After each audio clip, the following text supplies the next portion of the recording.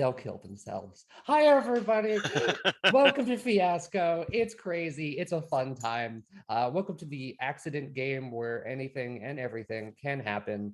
My name is Mistress Aster Ebenwing. Tonight's RPG system is an interesting one because it comes with a lot of safety tools, and everyone knows when I appear, I'm usually inevitably about to talk about safety tools and keeping people safe at the table.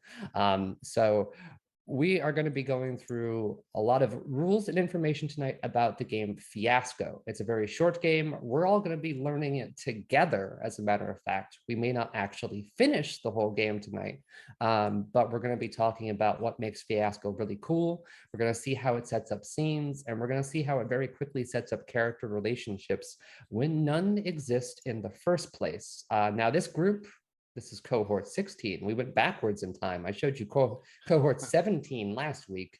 Now we're backwards at 16, but this is your second time on stream. But do you want to quickly reintroduce yourselves? I guess we'll start with Rebecca and then go down to Sam and then BT and keep going.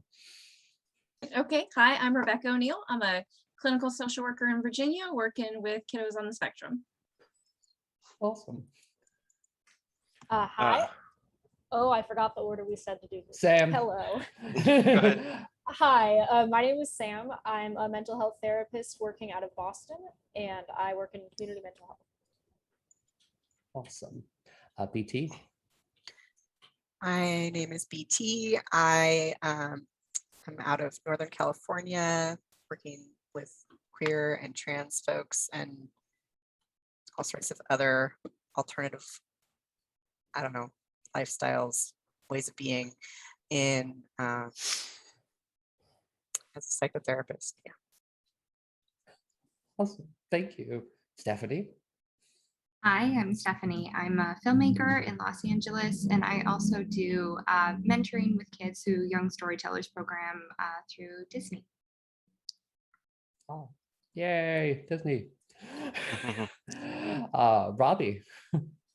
Hi, I'm Robbie. I am a dweeb college student, although my mom is a therapist. I had really enjoyed D&D for a long time, and the prospect of being able to make my table safer for people, as well as potentially my mom will see if I would be able to run games and take notes for her. But yeah, that's what I'm here for. I'm Robbie. Awesome. Thank you, Robbie. And Stephen. Hi, my name is Stephen. I'm a registered nurse in my school for my master's, and just here for the game and can't wait. Yes. All right. So how many, let's start here before we get to Fiasco. How many of you are gamers? Or what? Oh, gamers. Oh, gamers. Yeah. Gamers. All right. BT, a little bit. So okay, let's start with you, BT. What brought you here to play a bunch of games with us? Well, a lot of my clients do role-playing games. I've enjoyed role-playing in other settings. I've always thought it would be fun. And when I was younger, it was a thing that boys did. And so like, I got kind of blocked out of doing it. And so like the personal piece of it is like getting to do a thing that I probably would have loved to do when I was a teenager, but didn't get to do. Yeah. The gatekeeping was, really unfortunate when you look back at it and how it affected, the culture and how, even today we're still trying to get more women and girls into games. We're trying to be more excited about it and draw them in and find new ways. And surprisingly, Fiasco has been one of them. Fiasco has become a very good party game. I actually went to purchase a physical copy of the rules for tonight because I don't own the physical copy. I know how to play the game and I've played the game many times, but I didn't own it. And I was like, I'm gonna go out and get it. And so I drove down to my local game store and lo and behold, they didn't have any. Didn't have a single one. And Dragon's Lair is huge. They have like literally 2 racks of role-playing games alone, the most esoteric ones. They have Made. Made was the first game I ran on this channel, and they have physical copies of it. And Dr. Bean went, "What is that?" And I went, it's a real game. I'm not kidding you. Like it's right over there, right? But they didn't have Fiasco. And I said, why? And they said, well, we haven't seen a copy of it in a while. And I said, you're not getting it in? And they're like, yeah, we're not getting it in. And then they checked the system. They've been getting it in every week and it's been selling out every week. Ooh. Yeah, it's that much of a fun party game. So let's talk about how it's played. There are decks and they represent settings. And we're going to choose one of the decks tonight. And I have 3 of them prepared. The Dragon Slayers deck, which of course is a fantasy-based movie. The Poppleton Mall, which is going to be like a trashy teen drama movie. And then of course the Tales from Suburbia, which is the more hard-edged, but like suburban life, kind of Fargo-ish like movie setting. I want to say maybe a little bit of murder, but not a lot of murder. I don't think, just a little bit of intrigue there. But all of them are built to have some amount of intrigue and drama within them. And then these cards are going to be passed out around the table. And we're going to actually play a little weird tonight because we got 6 players. Technically, I should choose 1 deck. Tonight, you're getting 2 decks.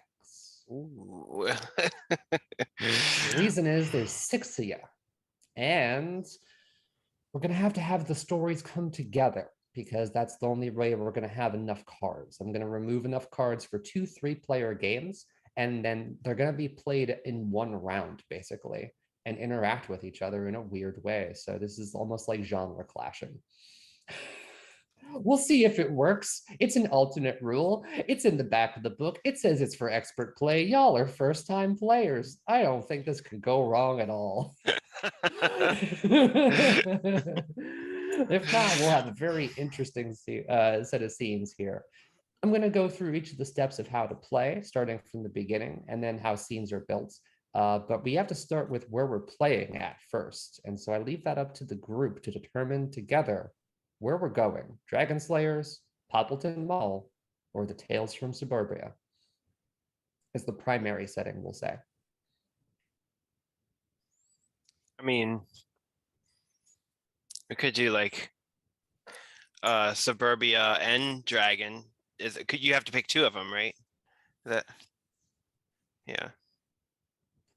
Yeah, I was gonna vote the Dragon one in the trashy teen drama because I'm all I about agree. Yeah, I would love trashy teen dragons, please.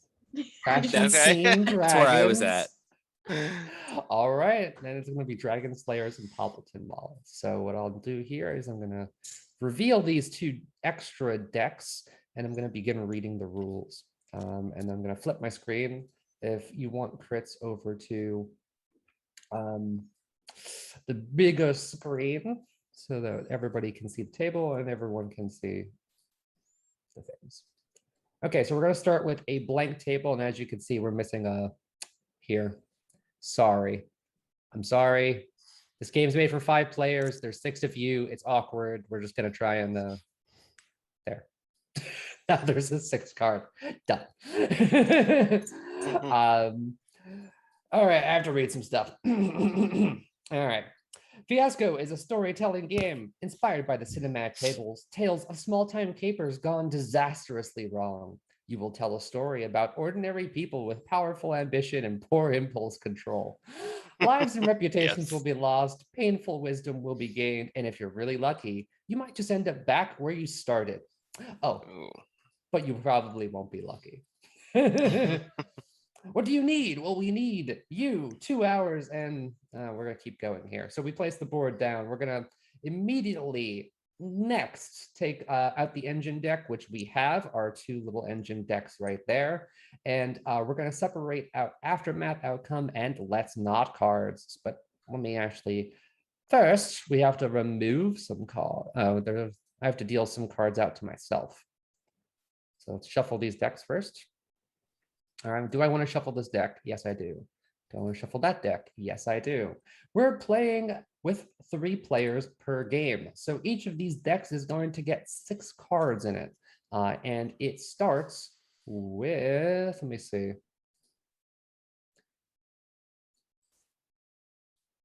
Is it 12 cards? Fritz, do you know offhand? Face in the deck? Because actually the rule book does not can't- even say. Yeah, I'm not sure. Actually, I've never Yeah. played Fiasco. So I'm not sure Me how many neither. cards are in the deck. I That's can look it funny. up though real quick. Yeah, because actually doesn't. Let me actually check the because there watched is a a roll 20 instructions. Quick little here. video, but that was it.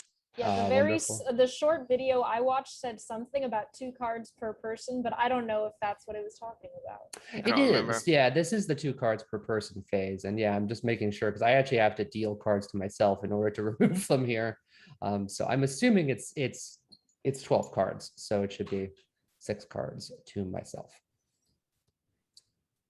And then we're just going to delete all of these. So from the past is going to, well, how do I?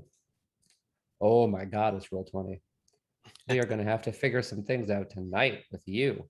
Yeah, I'm not finding anything definite real quick, so I would go by what you're assuming. It sounds good too. It sounds like 2 cards would be the best bet. Yeah, and 12 it should cards be 2 total. cards per. Yeah. Yeah. So, all right. So these are going to be dealt to my hand, and these are the cards that are going to be trashed and removed. I don't mean for anyone to panic, but I did see the words cataclysmic explosion. It might have been that, yeah. We've heard that before. It's fine. Okay, okay. That's a lot of cards we're just like throwing around here. It's probably fun. And now, boop, boop, boop, boop. They're all gone. Hooray! All right, so 2 per player. We're gonna have to figure out where everyone's sitting. So who wants the first player seat? And we're gonna do first player. Who is the person who most recently damaged something valuable? That is the traditional Fiasco method. Most recently damaged something valuable, Yes. like a car. My cat accidentally dropped a microwave the other day. It was not in a safe spot, and she jumped on the microwave, and then the microwave fell. Does that count? That's as good as I got. I think that's pretty good. Yeah. Yeah, honestly, yeah. We're like, oh, put the microwave on that thing. It's not like anyone's gonna bump it. Yeah, Sam, you're gonna get first player slot right there. All right, and you're gonna get the first 2 cards. Do you want the Dragon Slayer side, or would you like the Poppleton Mall side? Oh. I'll do Mall, I guess. All right, so the positive and outcome, shuffle them into 2 separate piles. And deal 2.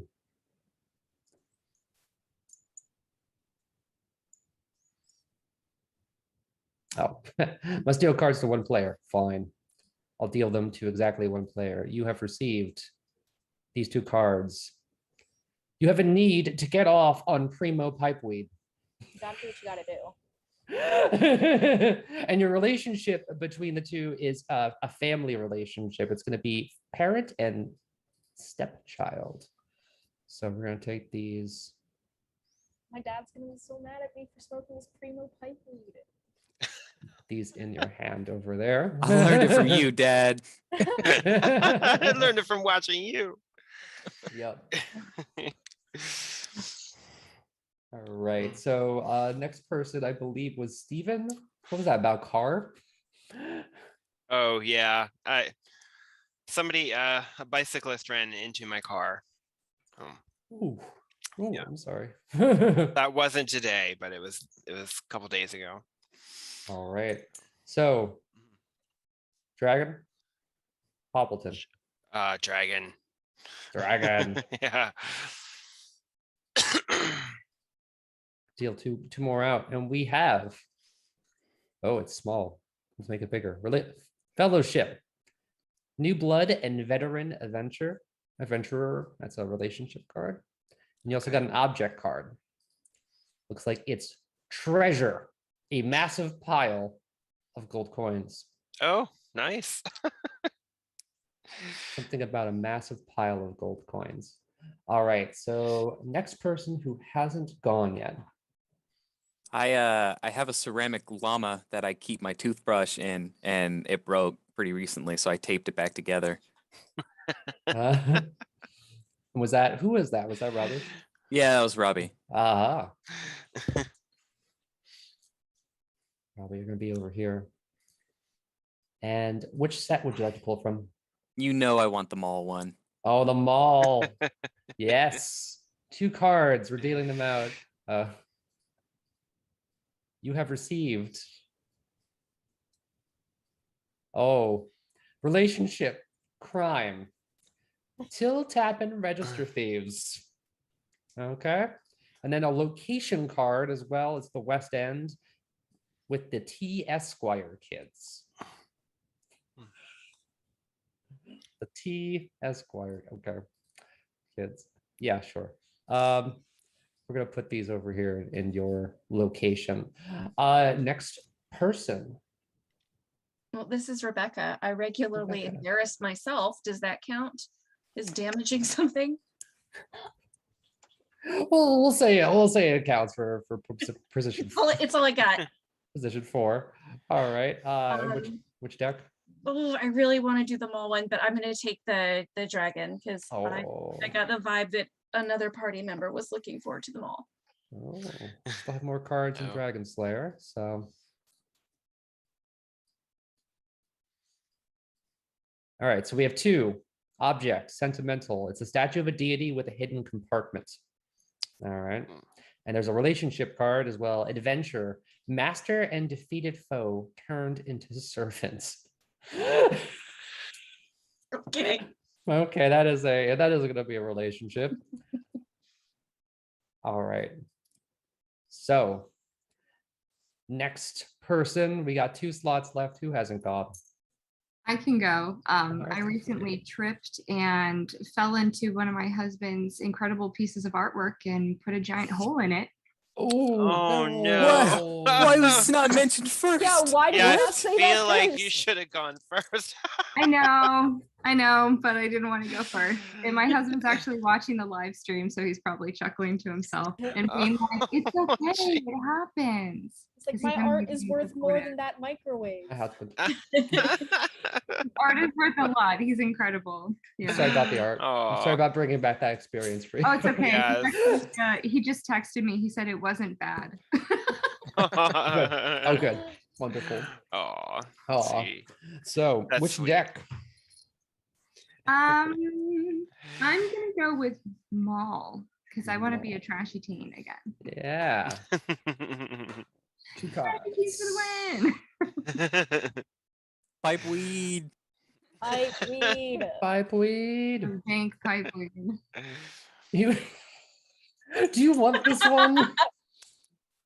We I can mean, always yeah. discard it. So long as it's consensual, absolutely. Yeah, Yeah, you can make it consensual. You need to go get for laid hot. by the hottie at Muscle Logic. Oh, yeah. I mean, who doesn't? Who That doesn't? is a Gotta do tragedy. what you gotta do. And you also have an object. You have precious moments, a framed Reagan portrait concealing something, and the something is left completely up to you. Okay, so it could be something as simple as disgust. It's concealing something. It doesn't matter. It has to be concealing something. man. Yeah. If you can make concealing work, I'm all about it. If it's concealing disgust, that's actually pretty funny. It's pretty amazing. All right, so we're gonna put these cards back down in your area, and then finally, who haven't we got? Oh, it's me. ET. Yeah, I couldn't think of anything I damaged, but also I'm really indecisive, so I didn't want to have to choose. So Ooh, well, I could always get out the Call of Cthulhu coin. This is the coin that, may have been used last week. Do you want to trust it? I don't know if we should trust that dark looking coin. This is it even has but are the, we on a dark path? This is the dark path. The dark path We we're on. found it. Yes. even has the sigil of the Dreamlands on it. Very nice. No one can see it because of the lighting, but yeah. Anyway. I'm convinced. All right. All right. Okay, so what's what? Dragon Slayers or Maul is going to be the sigil of the Dreamlands. Um, Well, I think the mall seems like a dreamland. So All right, so it's the mall. So what do you think it is? I don't know. Well, it's Dragon Slayers, I'll tell you Ah. that. It is the one, so it's not the sigil. So do you want to go with it? I was actually kind of, when we flipped the coin, it had the effect of making me hope that it was going to be the mall. So Well, then it's the mall then. We're dealing mall cards, it sounds like. I That's how totally you saw the figure it mall out. flip. Exactly. That's We'll exactly meet how you BT at the figure it out. mall. And so the mall cards we have here is the object, duly noted notarized letter that has been misdelivered. All right, a duly noted notarized letter that's been misdelivered. And then finally, a relationship work between employee and regular customer. So we have these cards. do I work at Muscle Logic? You might work in Muscle Logic. I'm the frequent customer. Yeah. All right, so here's something interesting. So Sam, here's what we're gonna do. We have to choose for the cards to be to the left and to the right. So you have two cards. Would you like your need to get off on Primo Pipeweed to be between Sam, yeah, this is for Sam, between yourself and BT, or would you like that need to be between yourself and Steven? I think it's much funnier if it's with the hottie at the muscle factory or whatever it is. So put that between me and BT. You and BT. It's going to be a need to get off on Primo Pipeweed. And then that makes the family, parent and stepchild relationship happen between Sam and Steven. All right. So, Okay. He's my mob dad. Steven, we have that massive pile of gold coins and, of course, New Blood and Veteran Adventurer. Where are we putting those cards to the left and right? New Blood and Veteran Adventurer. Is that so? That's like a relationship, like a friend of mine, like a friend that I'm adventuring with. Is that what? We're going to have a phase where we're going to define these relationships, but it can be something like that. Basically, the relationships card are going, when they pair between players, those two players are going to have to determine how that relationship manifests, and it's going to be an agreement between the two. Yeah, but I'm already like, Sam's already my stepdaughter, right? So I should have. So Sam is already, it's already a parent and stepchild relationship, but that doesn't mean it can't be a New Blood and Veteran Adventurer relationship too. It might be the Maybe family you're business. bringing me into the mob. I don't know. Yeah. Steven, I have a suggestion if you're interested in hearing it. I'm totally interested, yes. Maybe this could be a situation of the stepdad like trying to convince his stepdaughter to go into the safer line of work, which is adventuring. Adventuring as opposed to mob. As opposed to the mob. Or so, I threw out an idea. I don't want to affect your decision. Yeah, that'll work. We could do that. All like right. She's my apprentice.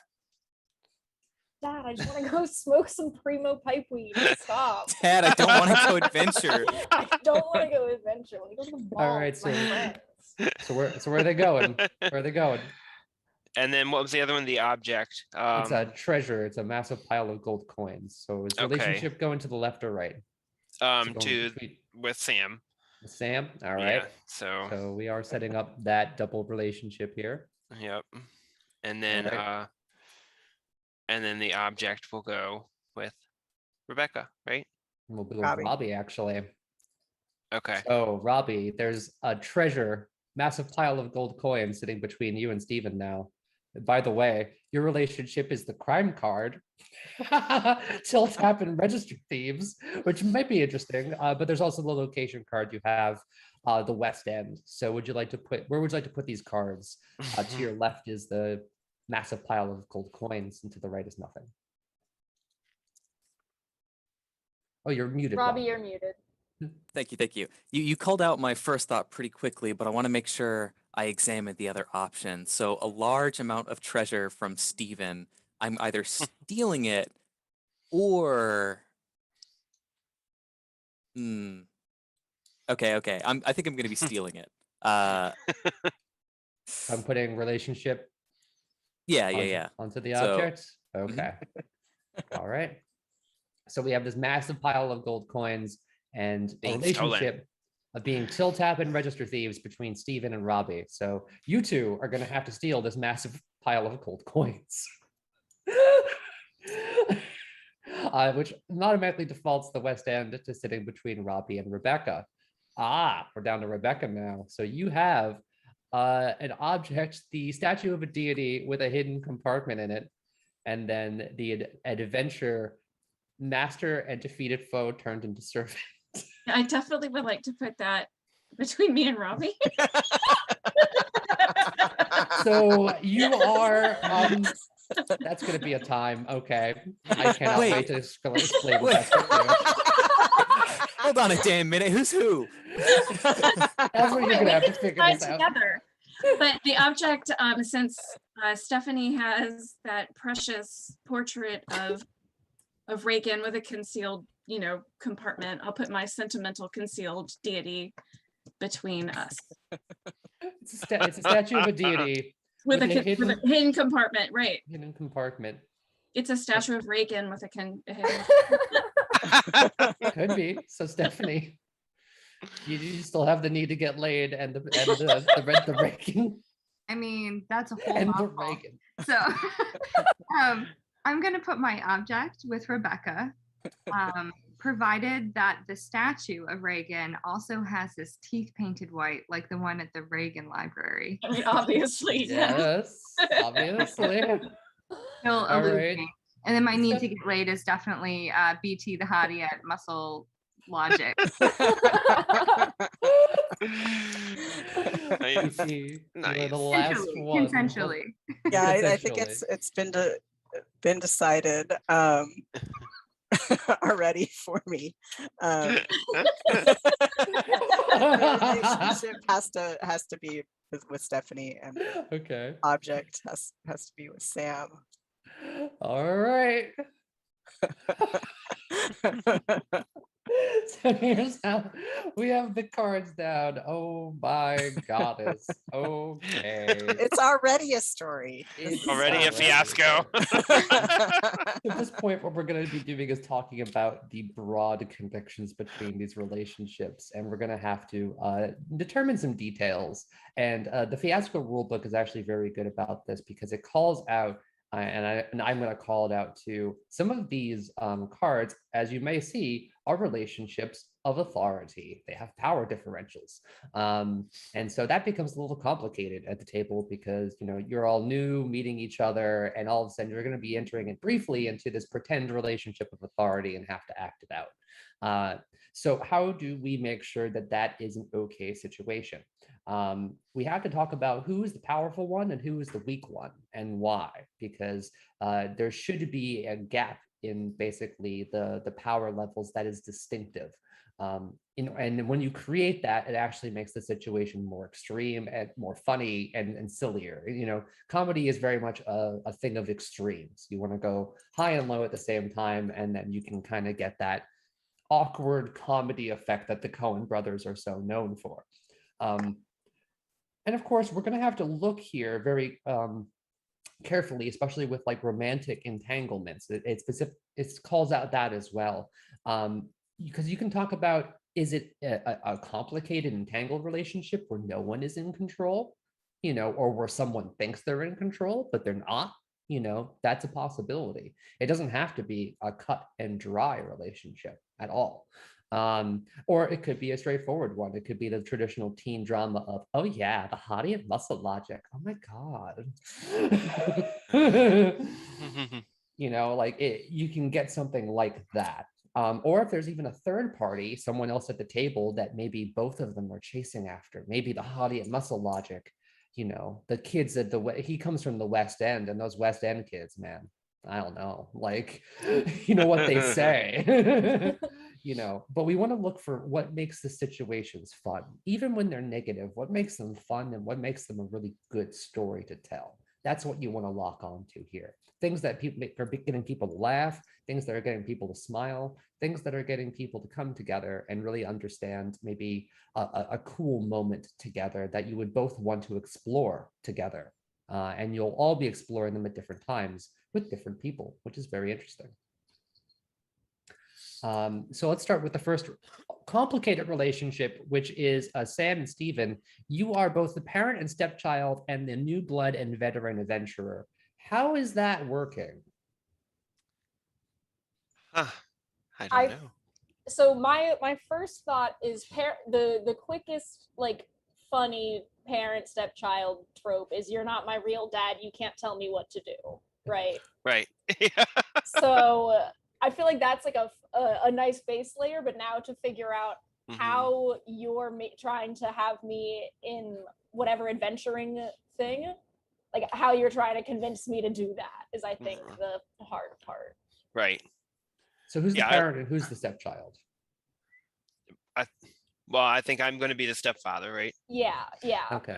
And then, like she said, like, but she's not really accepting me as an authority figure because you're not my real dad, and then teen angst. Yeah. Right. And so I'm trying to get her to not follow my dirty little gangster footsteps and try to go adventuring and not be in the mob. Not be in the mob. Okay. Right. Okay. Not be in the mob. Makes sense. Go makes have sense. fun with your friends. Right. Yes. Okay. So we set this up. So we have another relationship to talk about here, which is Robbie and Steven. We have this till, tap, and register thieves, and there is an object, which is the massive pile of gold coins that you have. So what I imagined here, right? Your character would need some sort of reason to need a lot of this gold. So like the first reason could potentially be like, I don't know, get gold so that way your daughter can buy fucking weed, or college education. College Or like- education. Yeah, Knowledge need education. gold or something like that. And so Or maybe I'm like a mid-level mobster and I owe like a whole lot of gold to a higher mobster. Yeah, I don't know when we decided Steven was in the mob, but at some point, I think it was after Steven drew the large pile of gold. Right. We were like, oh, he's in the mob and has all this money. Yeah. So, but that might just be what was in my brain. Or maybe it's not even his money. Yeah. If he's in the mob, he could be holding for someone else. Yeah. So what I was thinking is that potentially my character could be the midway between Steven, who's trying to get this large amount of gold from those pompous pricks at West End. You need someone who's going to be able to get you into a fraternity party, and I'm that only dude. But I mean, I can explain, I guess, potentially the relationship with the other side. Thoughts? Yeah, what if with that, if you're like your member and you're like defeated foe or whatever, like you're just like a reject frat kid and you're like trying to get in good, but there's just like this upperclassman who Rebecca is like, oh, I'm like so cool and good and I know all this stuff, and you're like, please give me the money. I think I like that. So Stephen, how do you think we can describe our character's setup here? I don't with the money, you mean? Yeah. So I can just say like I need I don't know. Like you're trying to steal the money from me. Like I have the money and I'm holding it for somebody else, but it's not my money, right? Is that what we're saying? It could be. Yeah. Okay. It's about to be your money. Yeah, like it could be like it's all right. So it's my money. It's I'm holding it, but you're trying to steal it from me because you're trying to get into some club or something, or Okay, yeah, I've got it. Okay. So I know Sam from school, and I know about her dad, and I know that occasionally he's loaded. And look, my frat bros, they're not gonna let me in unless I pay my dues. I gotta pay them quick. Down at West End, Okay. I gotta pay them quick. I need that money quickly. So he's Okay. gonna try to rob her I'm gonna stepfather. try. Yeah. I'm gonna try and rob her stepdad. But That's I good. think I like that Rebecca one. may have dirt on me. I do. That could be a reason why my character is subservient in a way of like, okay, but don't. I actually thought it would be There you funnier go. if my character was subservient to you.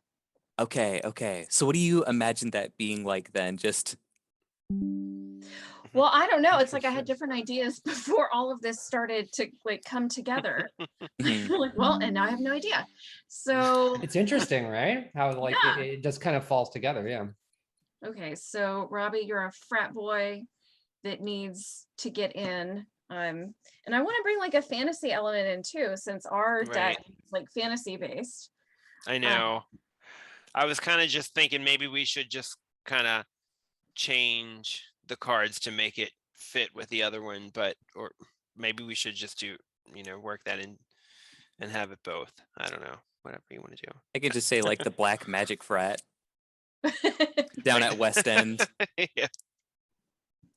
I mean, it could be, well, and I don't know if this is like would be allowed since the object is between Stephen and Robbie for the money, but could I have like a hoard of gold hidden in my secret compartment in my deity that Are you a demon that is Robbie's servant? ooh, Or at least as long as Robbie keeps you in the circle. There you go. I'm a defeated foe, right? Or he is a defeated foe of mine. I'm good with either one. I think that's a fun idea. I don't mind being a enthralled demon. There you go. All right. Enthralled demon. An enthralled demon. Robbie, Okay. maybe that's what your initial in with this frat was. Now they're like, okay, now you actually have to pay your dues. Just having a demon isn't cool enough. Look, everyone knows Balthazar. Like, you can't just keep using that anymore. You have to pay your dues. Yeah. Let's go put frat problems up here. That works. All right, frat problems. So enthralled demon to Robbie. What else are we doing here? Rebecca and Stephanie with this Reaganomics going on. Can't escape him. It's horrifying. So what if I got the Reagan portrait from Rebecca when I stumbled upon her at some point? Would that work? So the Reagan portrait is from a demon, just straight from the It would demon. have to be. It would have Oh, to be. I refuse perfect. to believe that it could come from good means. I am Jiraxis the Undying. Here's a framed photo of Ronald Reagan. Okay, as a therapist, I'm going to not place any judgment on people's political positions or views. This could be a blessed object. You don't know. This is true. Although to me personally, it would feel a curse. A burden. Yeah. No judgment for No judgment, anyone yeah, dude. for whom it would be something wonderful. No judgment. Yes. No judgments at all. So yeah, like okay. Why do you want why do you want this object, Stephanie? I'm not entirely sure yet. I think it's just something to what I am extremely drawn to. And I think it holds a lot of power. And maybe I think it could aid in my quest to get the hottie at Muscle Logic. I was going to say maybe BT the hottie is like a hardcore Republican. Yeah. There you go. Oh my God. They're a hardcore Republican. Yes. That'll be Yes. And you It's want to the only get in. way you're going to get laid, Stephanie. I'm gonna reach God. out and tap the let's not card on that one.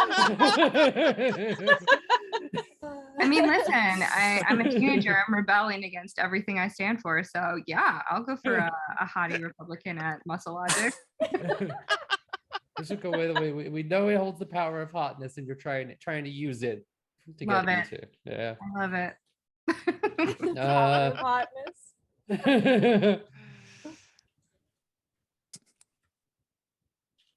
Totally. Absolutely, totally will fall for this. Absolutely. PT.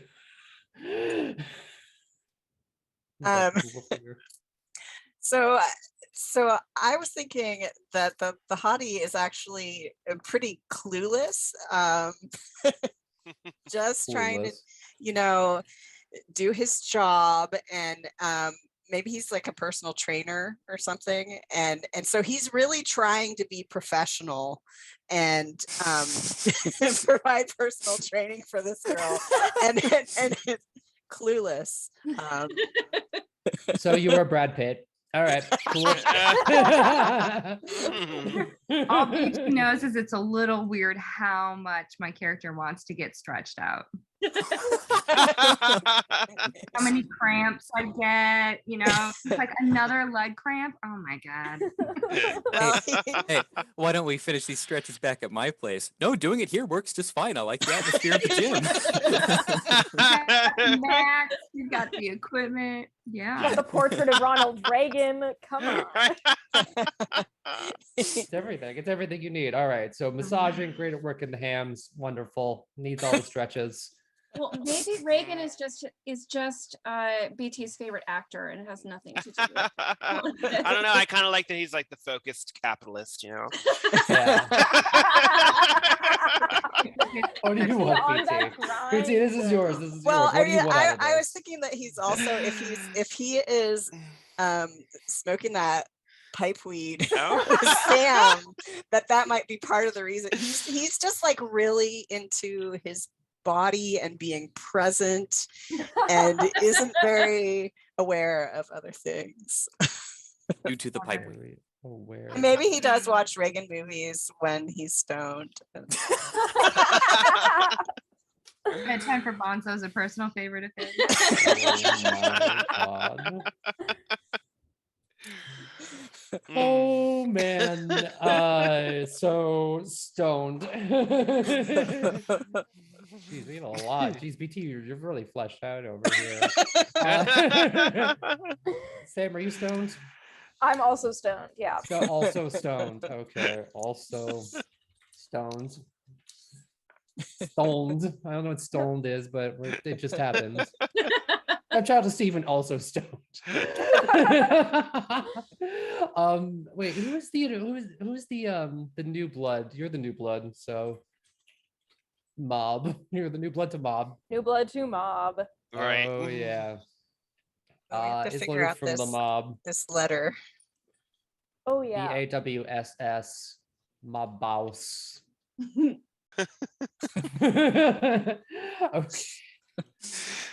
I think everyone has I think Rebecca, we got 2 points. We got 3 for 4 for BT. We need 1 more point for Robbie and Rebecca, I think.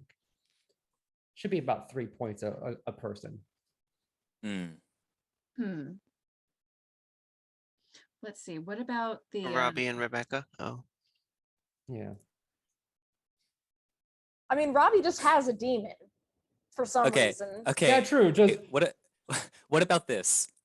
Deeply afraid of Rebecca, but Rebecca is like in some sort of like pact with my character.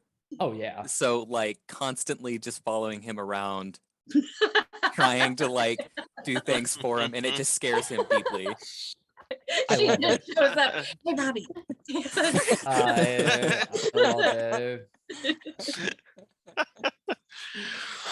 Rebecca, scary. Excellent. Okay. So finally, after all of this, we have to name these wonderful people. So we'll see if they actually has it. I'm gonna see if it flips. Well, I flipped the card and it didn't do anything. So it actually Shadow disappeared. It seems to have entered the Shadow Realm. Yeah. That is interesting. We're gonna undo. Can I un where did it go? Oh, there it it is. It came came back. Yeah. Yeah, it came back. That's flip card. Nope, it doesn't have the back. Okay, there we go. So we're gonna have to do a name generator. Luckily, we have that. So Poppleton Mall names, and we also have the Dragon Slayers names. So Dragon Slayers. Oh my god! I know I gotta be a mob boss with a Dragon Slayer name. All right, so you have to pick. We're going to pick two of these. These are normally on the back of the cards, and you put them together to create your name. But in this case, they're not on the backs of the cards in this version, as you can see. So we're going to have to put together names for you. Let's see here. Do we want to just roll randomly? Yeah. All Sure. right, I think That's that sounds Yeah, like that's fine. a good deal. I have a name in my head, but I don't know if it would work. And I don't know if I can pick my name. 5, 6, 7. You can't. 8, Okay, 9, 10, 11. Sam, you are the way. I'm from the mall. The way Achilles. Way Achilles. Are you from the mall? Yeah. That could be funny. Darn. You The are way Johnson. You are Amanda Johnson. Amanda Johnson, classic. Amanda Johnson. We're gonna have to move this down here.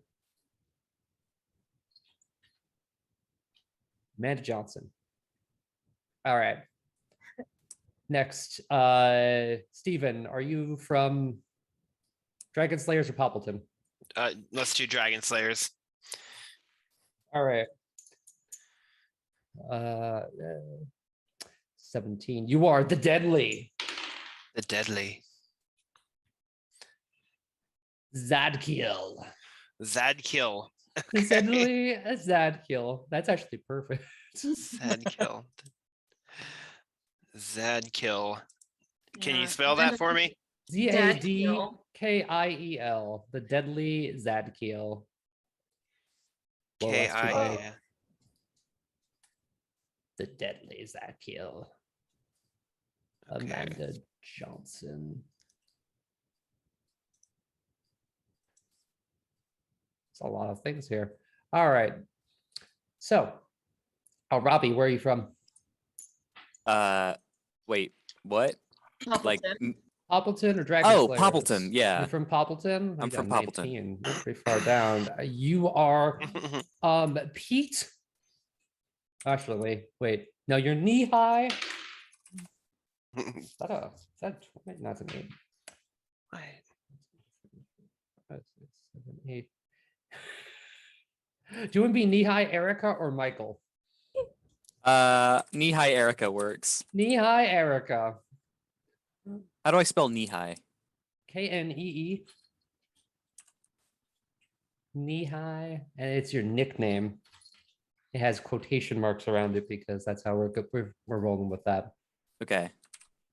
Knee high Erica. Robbie, I like that you can't get away from halfling wherever you go. Right? Yeah. Rebecca. Dragon Slayer. Ooh, Dragon Slayer. The red. Oh, I like that's my favorite color. Perfect. Guarl. The red Guarl. The Right. red Guarl. Good demon name.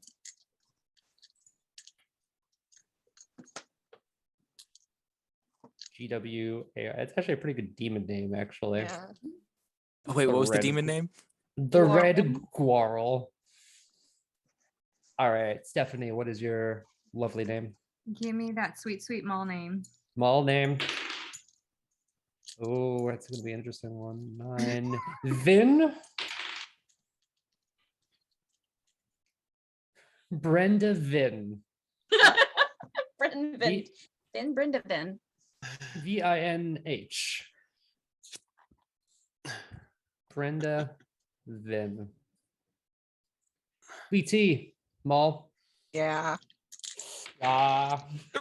Yeah. Leora. Chad. Chad Leora. Chad is Nice. perfect. That is so Oh perfect. my god. Couldn't Chad have been is- better. Wow. Yeah, we couldn't have done better if we chose that on purpose. No, Wow. no, No way. wow, that is crazy. Chad Leora. That's perfect. All right, everyone has their names. We are set up for the game finally. So let's stop for a moment and I'm going to pause because I want to answer one question, which was, why can't I choose my own name? Does anyone know why? I do not. So the reason we do that is the same reason I actually last week made the Call of Cthulhu people name themselves. I wanted to basically have them name the character. That way, when it died, it made it that much worse. And this is an actual effect. When you do name something, you do get more attached. And so the reason we don't allow, the reason the base Fiasco rules do not allow you to choose your own name, although they suggest you can totally do it, and they don't stop you from it. It's like it's your choice. It's because we want to set up by default that nobody knows the people, the characters they're playing. These are all completely randomly generated characters. They have absolutely no bearing on the people playing them. There is no way in heck that anything you say and do will be anywhere related to you when you play the game. And that is the most important thing we can do. That's why the cards are here. That's why the randomization is here. That's why all of this stuff is in place, because now you know we just made it up. We all just made it up together. So we've created a safe space using cards and a now structured conversational system. That's why I love Fiasco. Like between these few card types, object, location, relationship, and need, we can create a full-fledged story and a set of very diverse, amazingly interconnected characters. And we did it all in under an hour, which is actually super, super fast, right? So we actually are going to get at least maybe 2 rounds in before what's known as the twist, which is in the middle. I don't think we're going to get to the aftermath, which is the end of the game, but I think we're going to get at least 2 rounds in just so you can see how it moves, and then how at the table, we're going to use this information to create a story. But I think for now, let's take maybe a 5-minute break and let everyone stretch their legs, get some water, get ready, think of your characters. Maybe make some funny voices. You ready? Are you ready, table? I'm ready. All right, we're ready. Yes. There we go. All right. We'll be right back after this. Don't go Don't anywhere. hurt us.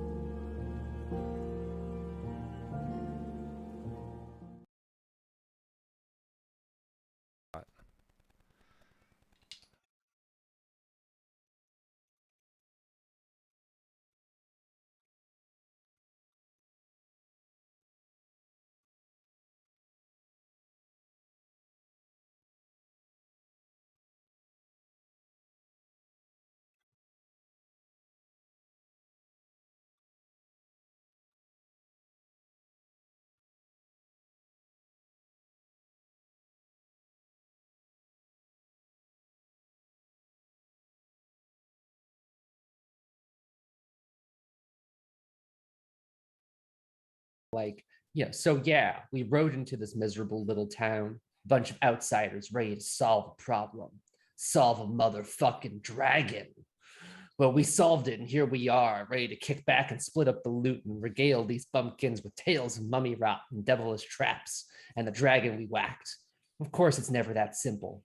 Adventurers like us all have egos, and we all have a past. That's one score, and so the Poppleton Mall score is, well, it's time to take a trip to the Poppleton Mall for the best in shopping and entertainment and dining. From Arpo to leather goods to T. Esquire, from the Poppleton 8 multiplex to our beautiful glass atrium. Poppleton Mall truly has something for everyone.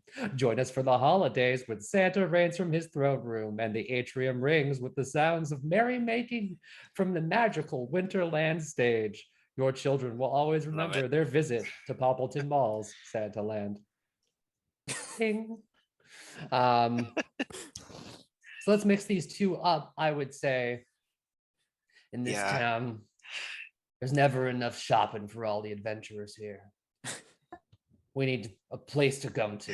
And that's why we choose the Poppleton Mall, because quality goods come at quality prices. And don't worry, the mob is nowhere to be found here. But those West End kids, you got to watch out for them. A few of them are goblins. We're also going to kill Santa. And we'll kill Santa. So normally, I'm going to go over the rules just so you have an idea of how this is normally played, but Fiasco is played officially in 2 acts, and in each act, every player will get 2 scenes to act in. We will always, of course, begin with Act 1, because Act 2, you don't start with Act 2, you start with Act 1. And it says normally the person who's very excited and full of bad ideas normally goes first. Who's very excited and full of bad ideas here? All of my ideas are good, but I am excited. Excellent, Robbie. It sounds like you are the perfect candidate for this position. I don't see why, but yeah, sure. I don't either, but we're just going to walk past that statement. I'm sure no one online will get it. How scenes work. It starts off with a choice. Every scene in Fiasco starts with a choice, and that choice is either establishing the scene or resolving the scene. And this is what the difference is. If you choose to establish our scene, then you get to set it. You're going to say, who's there? What are they doing? Why are they doing it? What generally do you want to happen? And if you have a strong idea for a scene and what you want to see happen at the beginning of this movie, let me know. Otherwise, you can choose to resolve. And that means you will determine the scene's outcome for your character. You actually will get control of how the story will go for you.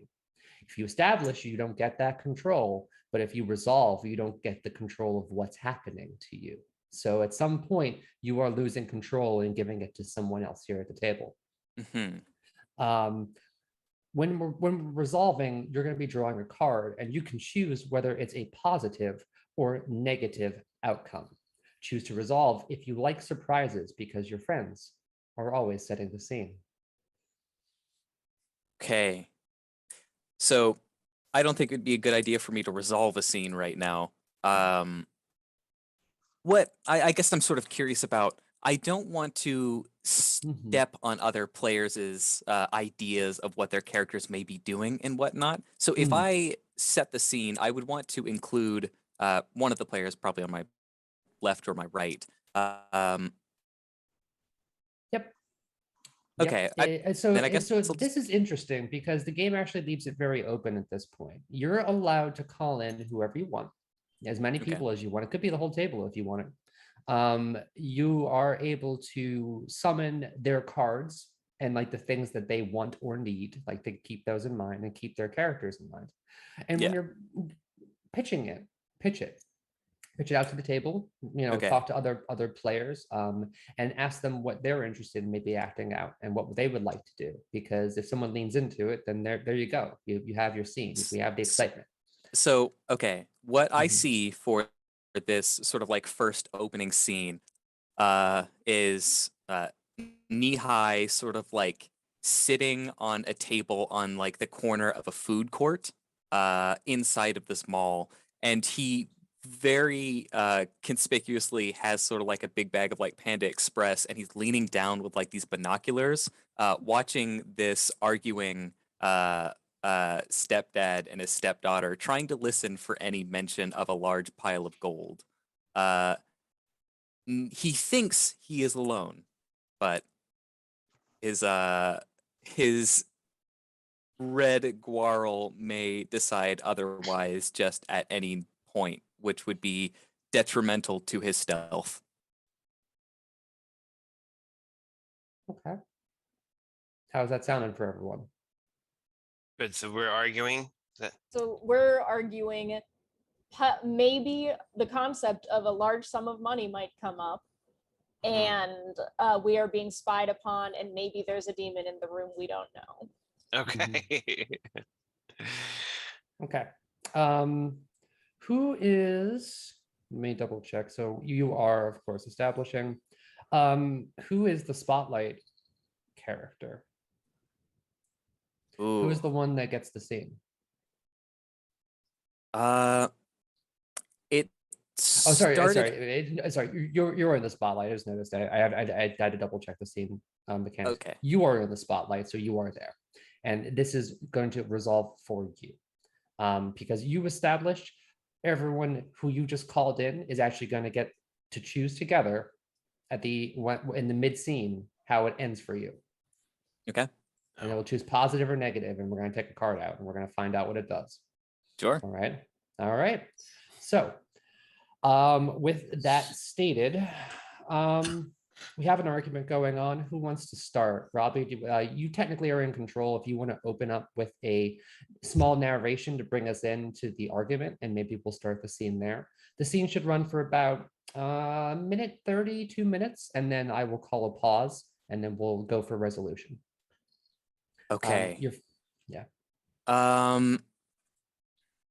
I think what the argument would probably be about is sort of like a life decisions talk, coming from like the stepdad, which Amanda is not so keen on.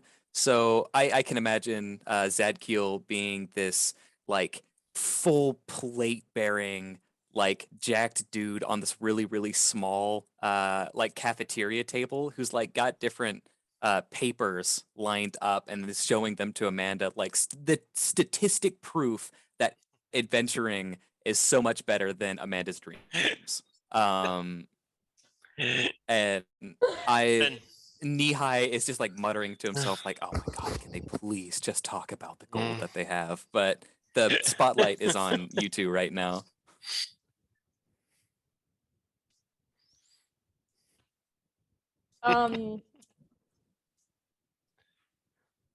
Do you want tell me what's on your paper? Okay, so I would be like showing her the papers, the statistics of how much gold the adventurers get, like how much magic items, and it's you're gonna be so much better off. Oh my god, I get it. I literally get it. Okay, like you've shown me the statistics. We're literally in the mall. Like no one does this. Okay, but also like, why are you showing me all this like money and statistics? Like we literally have enough money. Like we're fine, right? Like I'm never like, oh my god, I wish mom had married an adventurer instead of a mobster. Ooh, whatever, right? Oh, Like I've never said that, right? And so why can't I just go into the mob, have my life easy, and just keep living like I live? Like why do I have to go do shit? it's more dangerous. I mean, fighting dragons is less dangerous than Okay, the mob. do you hear yourself? Like, do you hear yourself? Are you look? Right now? I've got data here. This is empirical data I'm showing you here. Oh my Mihai, God. the empirical data you're beginning to see, it's tilting over towards you a little bit. There's some interesting data there. That's a lot of gold pieces. And wow, I did not realize that dragons were that endangered of a species. Okay. Well, God, like, oh my God. it's a Okay, good market. I literally don't care about the market. Thank you for dropping me off. Like, you can bring the wagon back. I'll catch a ride home with my friends, like a person. I don't need to ride my dad's wagon. You're not, wait, literally go away. No, I we're just done. don't Fine, want you fine, making the fine. same mistakes No, I did. I'm That's literally all. gonna go hang out with my friends, and All right. you cannot stop me. Pause. All right, so where are we at in this scene? So Nihai is over in the corner, sees a little bit of the gold. We got some motion. They're thinking, and so Amanda and the deadly Zachiel are about to separate and maybe perhaps go their separate ways, but we don't know quite yet. We don't know how this is going to play out quite yet. Now, Amanda, Zachiel, this is for you. Together, you get to now choose Robbie's fate. What happens? Robbie's fate. No, not Robbie's fate, I should say. What happened to Nihai? What happens to Nihai? Nihai, is it positive or negative? I think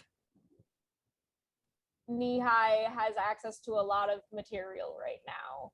And now Zadkiel is probably about to be alone. And it's probably going to be, if Nihai wants to talk to Zadkiel, good. But if Nihai doesn't talk to Zadkiel, very bad.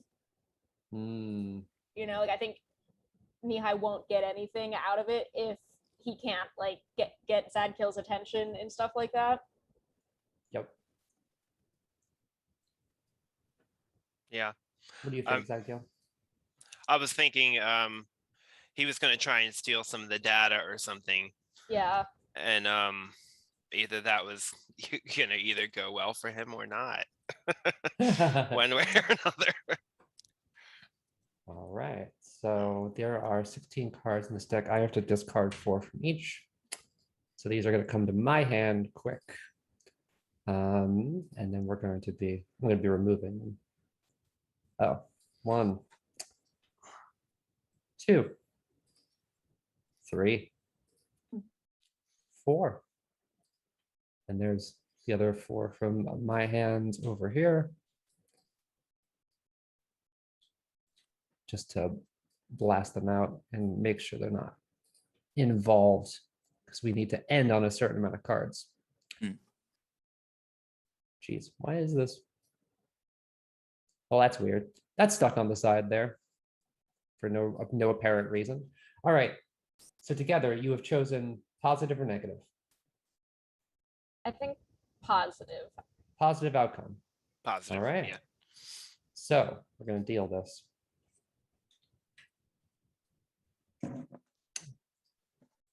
Survey says the outcome, it says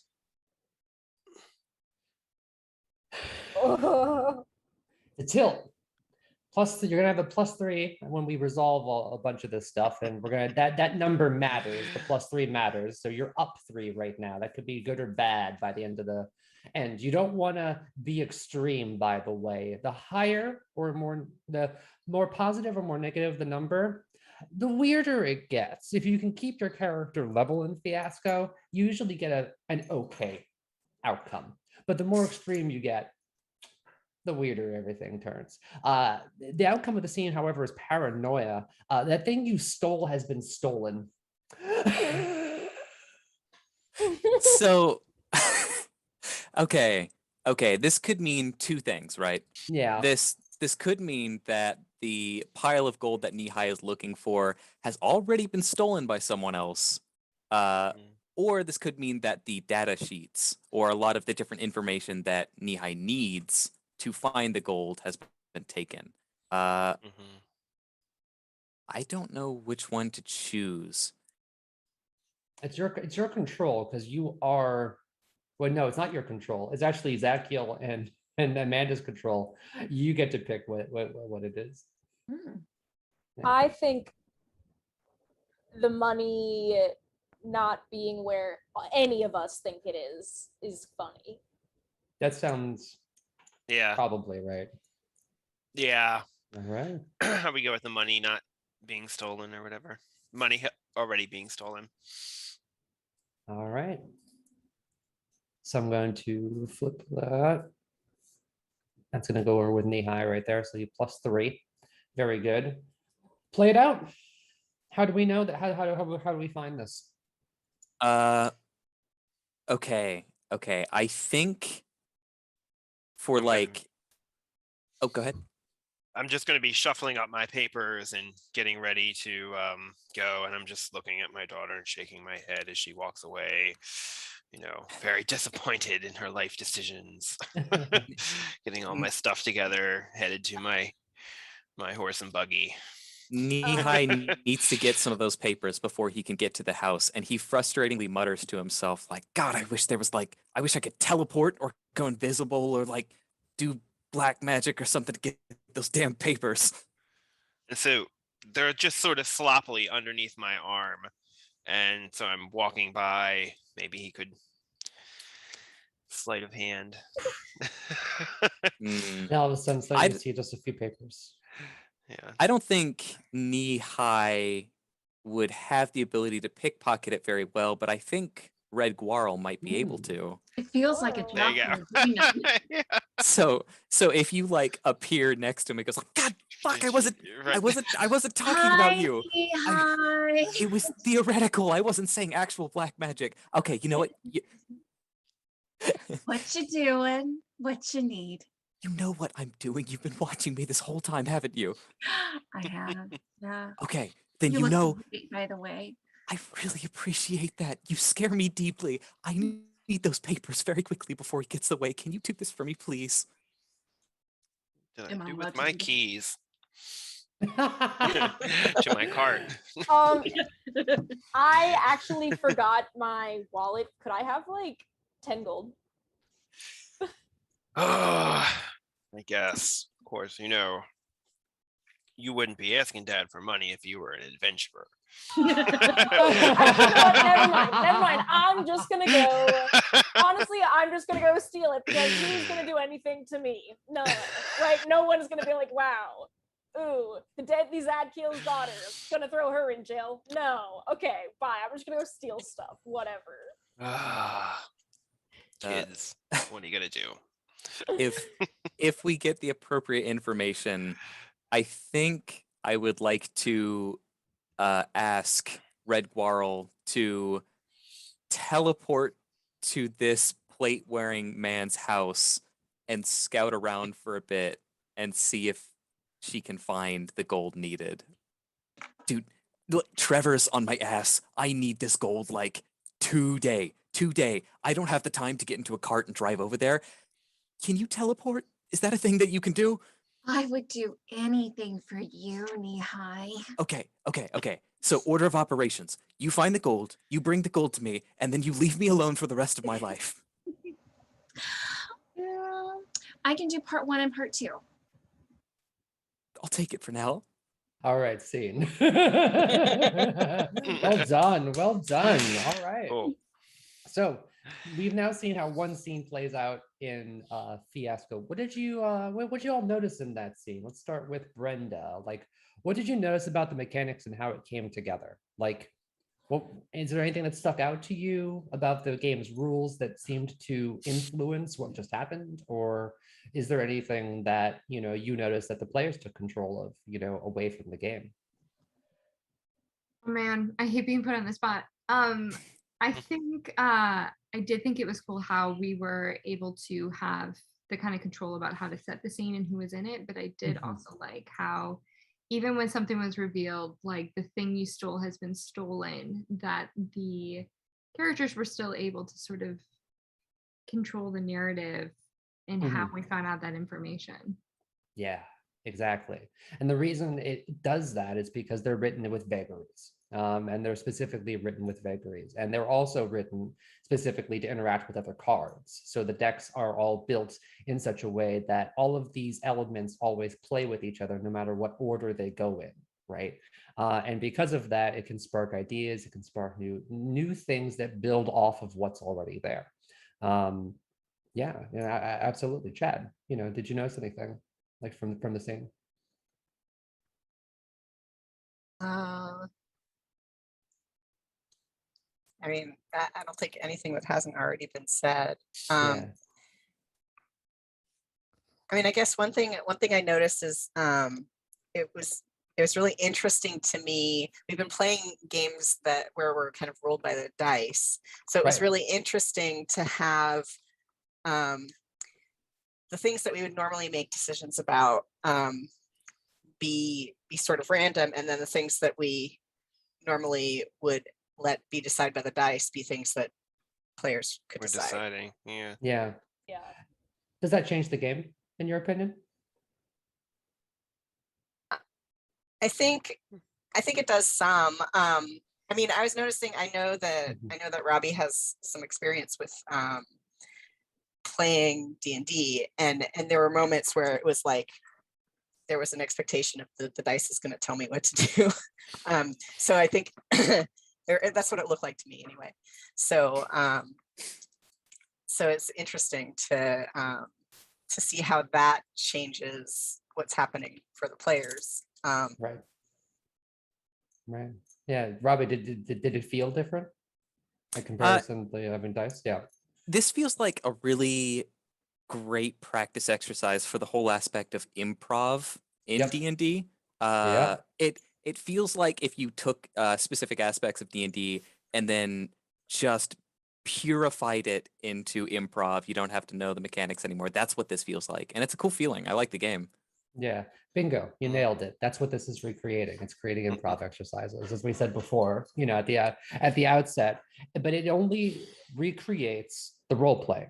And that's the only thing it's recreating. It doesn't recreate the chance. And the reason is because the sensitive topics in this game are so detailed and can get so complicated and interwoven. Leaving it up to chance actually feels like it doesn't feel that great, honestly. Like Yeah. it's a less fun experience.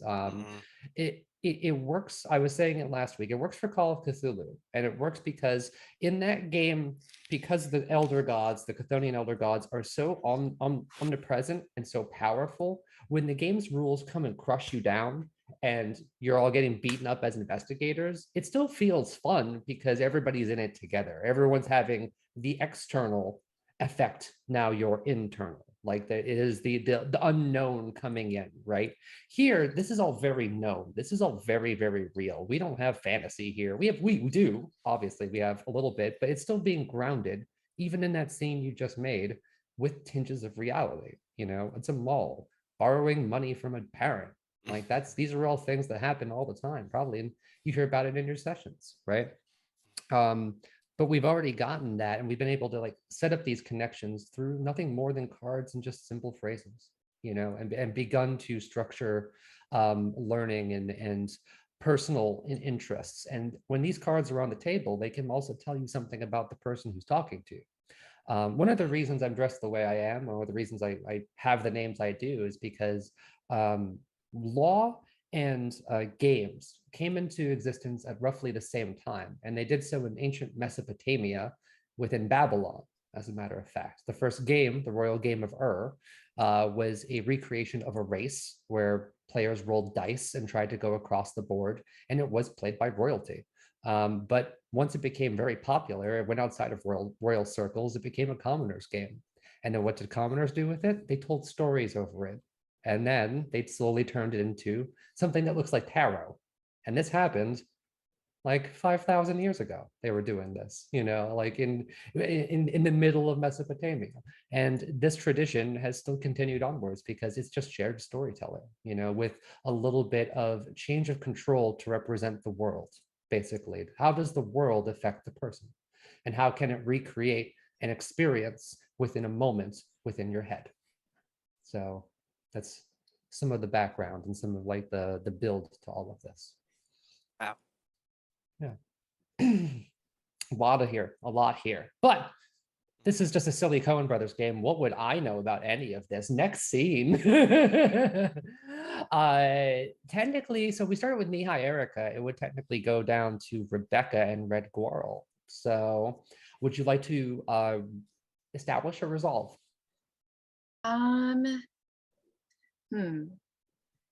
Well, I think I need help to understand what Mhm. those choices would mean for this particular scene. It's very interesting. So if you established this particular scene, you know that you're teleporting, you know that we've set up a bit of a story. You could continue from that point. Or you could perhaps choose to resolve, and if you do, other people around here, you would have to basically bring other people in to be in the scene, and they're going to choose the setup for you. Okay. So I think then maybe I could resolve it a bit Okay. to teleport into the deadly Zedkiel. So wait 1 moment. Okay, tell me.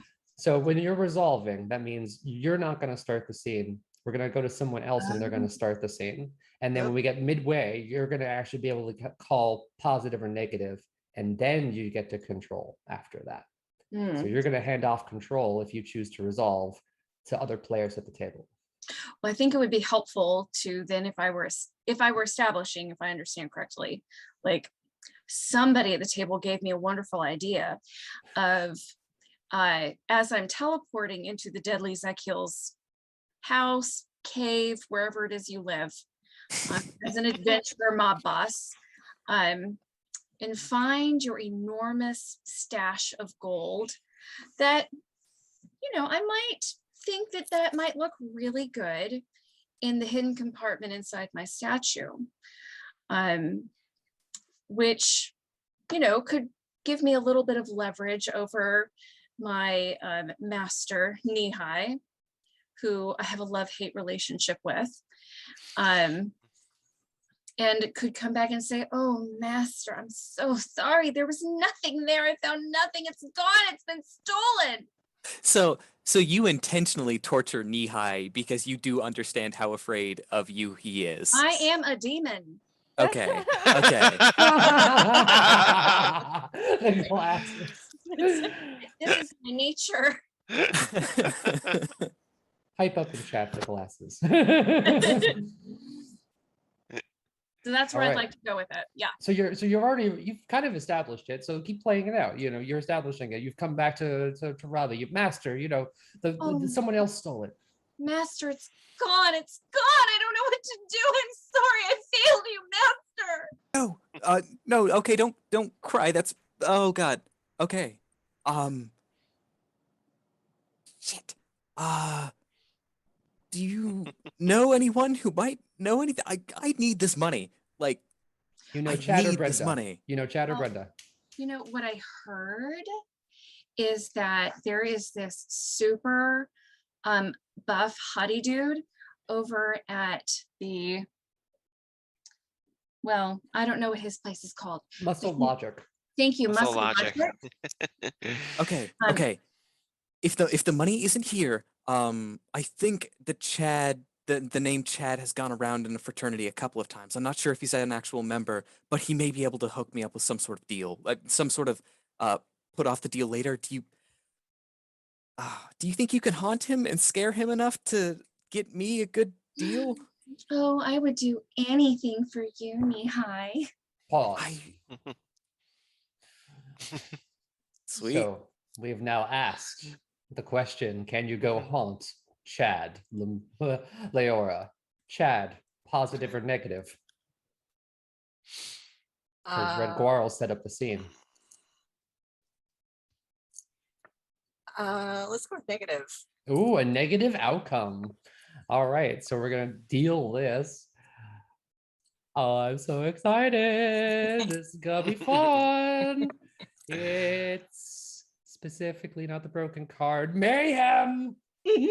Cold-blooded score settling. Oh my god. Health is worth dear. 2. So Mayhem is coming out. Negative consequences for Red Guarl. There's going to be cold-blooded score settling. How does it play out? Chad, how are you scheduling the score with this demon? How do you even know this demon? Well, I mean, Chad's shtick is kind of that he doesn't know much. So he's not even going to understand what she's asking for. He thinks that she's coming to buy some weed. All right. Red Guarl. Teleport in, Misty, Shady, into the floodlights of the beautiful muscle logic. Yes. Gun show.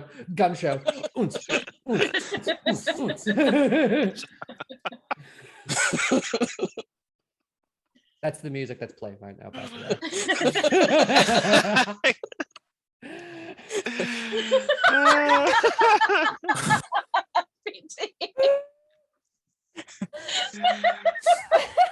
Perfect.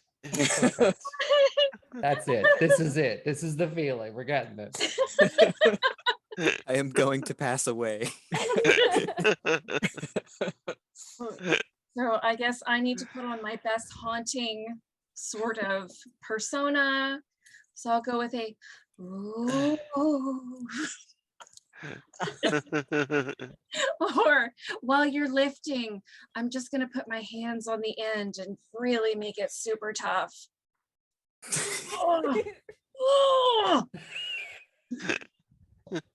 Barbell seem to still go up no matter what. With all of your demonic might, but Chad is too much man.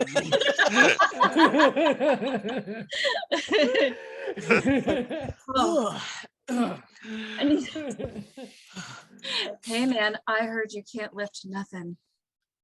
I'm gonna have to insult his manliness. Oh. What are those like 20-pound what are those things called? I don't know a lot about lifting. Oh, well, I do personal training. Do you want to sign up?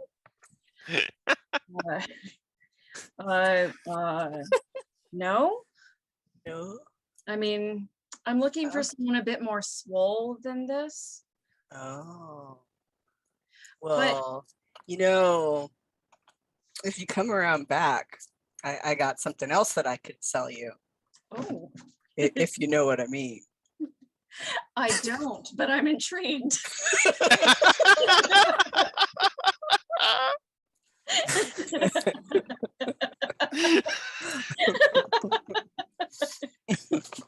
So, you see, how much are you looking to spend?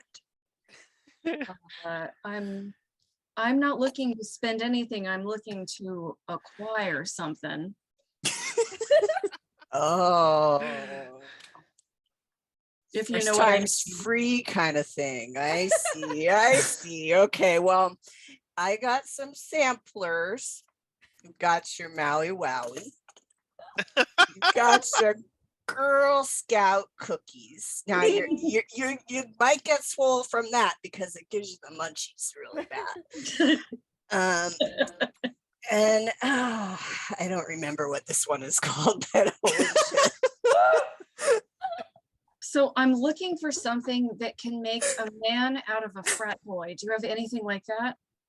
Oh, well, this other one makes you kind of horny. And see.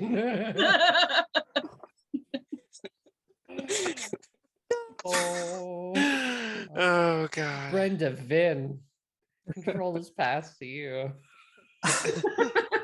You want to out Hey, of that? did somebody say horny?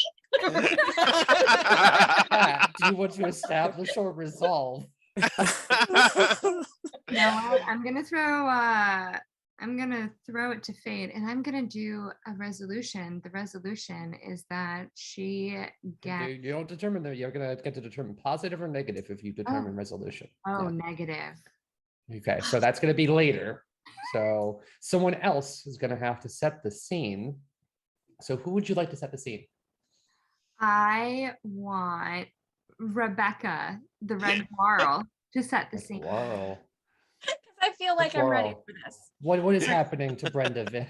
So Brenda Vin trips running into the area in the back where we are. During the stroke Salivating, scene. looking Yeah. at Chad, saying, of course, did somebody say horny? Go. Did somebody say horny? Yeah, I could sell you some of this weed. What's it called? It's called crotch rocket. Oh my God, Chad, you just named my favorite things, crotches and rockets.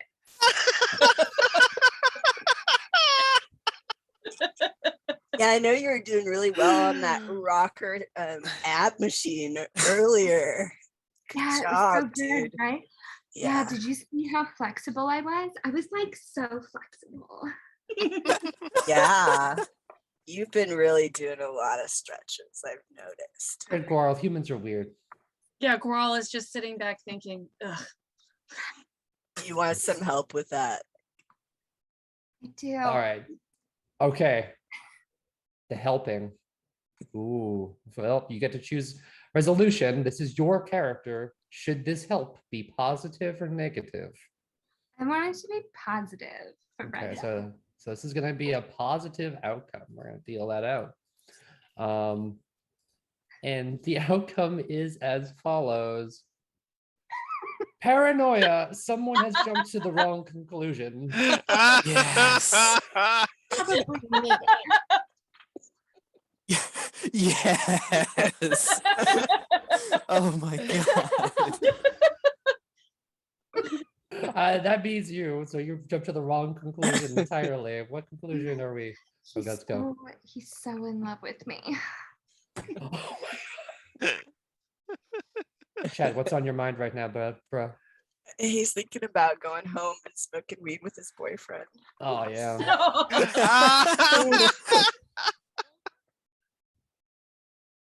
I had a lot of fun with this crotch rocket last night. And Growl is just whispering to Brenda, he's so into you right now. Right? I know. It's like palpable. It's like in the air. It's like electricity. Like it's insane. You should definitely tell him how you feel right now. See, this is why I get shit from you, okay? So here in this back alley where you can smell the wonderful rotting banana that has fallen out of the local dumpster. And it's right next to all of the GameStop boxes that they just threw out. But you know, deep in your heart, that this is the moment and Chad is the one. You know how you know? Pepperoni pizza just got thrown away. Oh my God, it's so... Okay, Brenda, don't fuck it up. Okay. Chad. Shit. Chad, Yeah. I have like something. I know you can sense it already. I know that you feel the same way that I do. So like, Yeah. you know that weed you were gonna sell me? What if we use some of it for tonight for the two of us? Pause. Chad, you have control. You are the next in the order. Okay, so I have to decide whether to resolve or establish. You can control the scene right now, or you could choose to control the scene later and choose positive or negative for your character.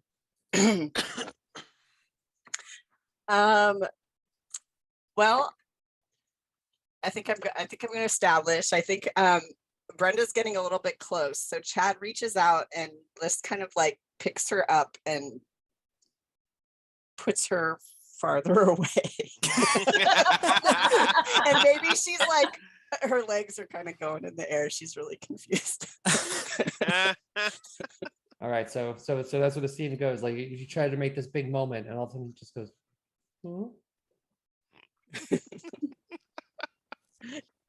Squirrel whispers to I think Brenda. you got the wrong "He's idea. playing so hard to get." Boys.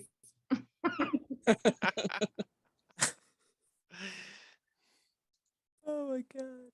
So, like, Chad, you didn't answer my question. Well, I mean, I was thinking of sharing it with my boy, but I mean, we could have a party. I know this girl Amanda. She could come over too, and you and Amanda and my boy and I, we could maybe all enjoy some of this stuff. Oh my God. Yeah. So like a double date. Oh my God, Chad. I would love that. All right. Chad, you've just been invited to a double date. Is that a positive or a negative thing for you? I'm happy to set up Brenda and Amanda. I think they'd really like each other a lot. Is that positive? That's positive, right? That's positive for Chad. Positive for Chad. Yeah, totally.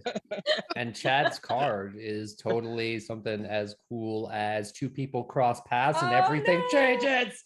Everything They're in changes. love. They are the one. They're in love.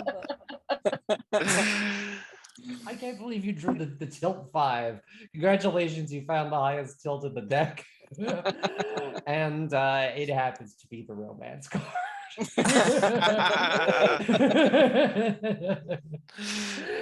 As I said, it gets more extreme, and of course, love is the most extreme. So you drew the 5. Wow. So can we fast forward to the double date?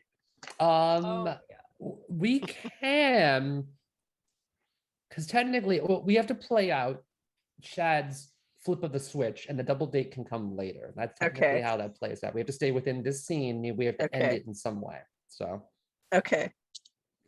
How does Chad come to this realization? This deep underlying realization that everything changes. That Chad has crossed paths with the one. Oh my God, maybe it's me. I think it is.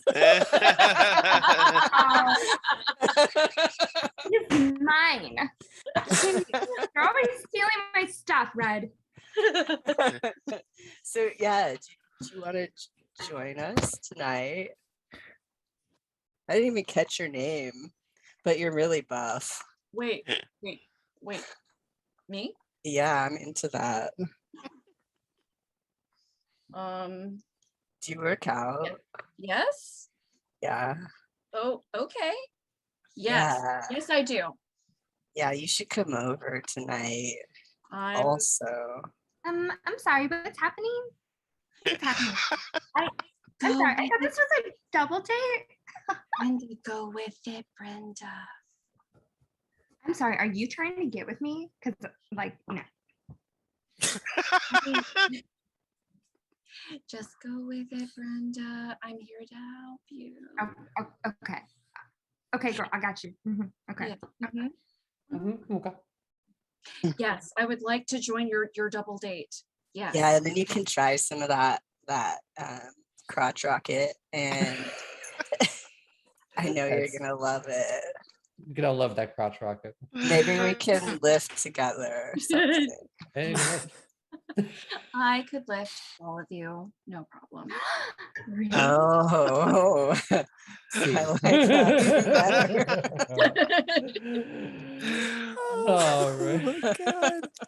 This is so blessed. God, you got the tilt. I can't believe that is amazing that tilt came up. I can't believe it. Oh, we got 2 people left, and then we're gonna have to call it because we're getting way over time here. Amanda and Deadly Zach Hill. We're gonna come back around. So, Amanda, you're in control. Okay, so this means I get to. It means you're in the scene. So I am where now are in the you? scene. Yeah. So I'm gonna say that I had just left my dad or my stepdad, excuse me, and was going over to Chad to buy some weed with the 10 gold I just got. And it looks like I'm being invited to a party, I guess, which is cool. Oh, so you're just coming over because the weed. You need to buy the weed. So. I need to buy the weed, and we're out in the weed parking lot. The weed, the weed back alley. All right, this is where all the weed deals happen. All of them. All of the weed. All right. So set it up for me here.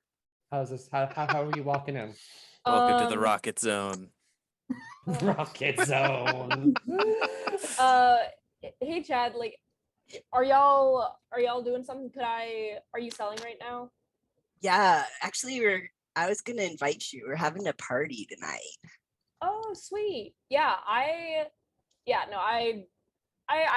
gonna do anything tonight. Who am I kid? Well, yeah, I'll come hang out. Yeah. Yeah.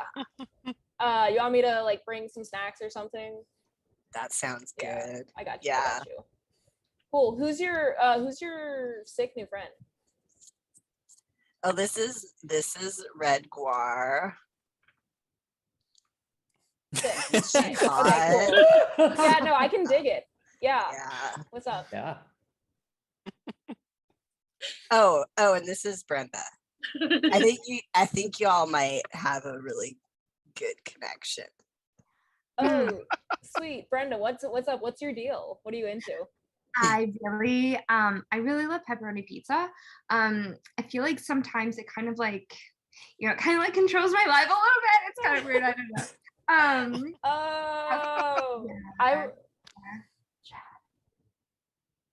Is she good? Oh yeah. Yeah, okay, cool. Yeah, sick. Yeah, pepperoni pizza. I got you. Yeah, 100%. Pepperoni pizza, right? Yeah, no, is that yours? Is that yours? No, but it just like appeared and I took it as a sign. Okie dokie. I think it's a sign for whatever you think it is too. I think that's makes a lot of sense. We should totally have some pizza at the party tonight. Oh my god. Oh my god. Yeah. Oh my god. Yeah, no, I'll go pick some up. There's a pizza place in between my house and yours. I'll bring some over. Right on. Oh my god. Yo, how is the scene gonna Amanda. end? Amanda. How's the scene gonna? Well, unfortunately, Amanda set the scene. That's a you established. So am I? Is it allowed to end there? Like, is that? It is not allowed to end there. Oh no. Brenda, Chad, and Red Guarl. Is this a positive or negative outcome for Amanda? Oh no. Oh, negative. Yes. Mm-hmm. Oh, a negative outcome? Whoa, with the pizza? Right. Brenda and Chad? her pizza are gonna get me. It could be closed. It could be Pizza Hut. Is this a negative outcome? Why not? Chad's feeling pretty positive right now. Brenda, is this a negative outcome? I don't know. I kind of wanted a positive outcome for Amanda because like she's dealing with a lot of stuff at home. True. 2 positive, 1 negative. That's a positive, I hear. Tried. Good try. Gonna deal. Of course, even positives in this game aren't always positive. That never happened before in this game at all. Oh, look, it's a failure on the positive card. Oh, someone or something survives against the odds. I think I get mugged on the way home and then still somehow manage to bring pizza. How does that work? Who mugs you? Did Nihai Erica? Yeah, did Nihai Erica ever get her money? Nihai America never got her money. Because I feel like Nihai Erica could see Deadly Zadkill's daughter walking home and be a little mad that she didn't get her money today. Yo. She'll mug someone. She'll do it. She's been sitting around this whole time, like looking at her clock, like, where the hell is she? And then Where did she go? and so there's a fair chance that when when we're all separating out, like, okay, cool, I'll see y'all later. That I don't know what the red Quarrel is doing with her life, but if she goes and hangs out with Mihai Erica while I get beaten up, live your truth. But I survive, and we will get pizza. How does this mugging play out? Mihai, what do you do? Mihai steps out of an alleyway holding a magic wand in his hand. Her? Is it his or her? It's Erica. I thought Erica was the last name. Okay, so it's a her. She steps out from an alleyway holding a magic wand in her hand. She's a tomboy. Yeah. Tomboy. Yeah. And she goes, I literally have only needed 10 gold pieces all day. I know for a fact that you have them. You asked your dad for them, and then I left before I saw him hand them to you. 10 gold pieces from you right now. Who are you? Okay, whatever. Like, I do the John Mulaney. I throw my wallet one direction and I run the other direction. I'll polymorph the shit out of you. My mob boss dad taught me how to get out of a scrape when I get jumped in an alley. So I'm like, yo, okay, what? Hey, ho, ho. And I chuck it and I'm like, booking it towards the Pizza Hut. The person with the gold goes flying. One of the coins just shoots out and starts rolling down the street. No, my money. Nia Erica just scrambling with the braces and the high socks. Oh my god! Deadly Zadkiel. You're the last controller. Oh my. Yeah.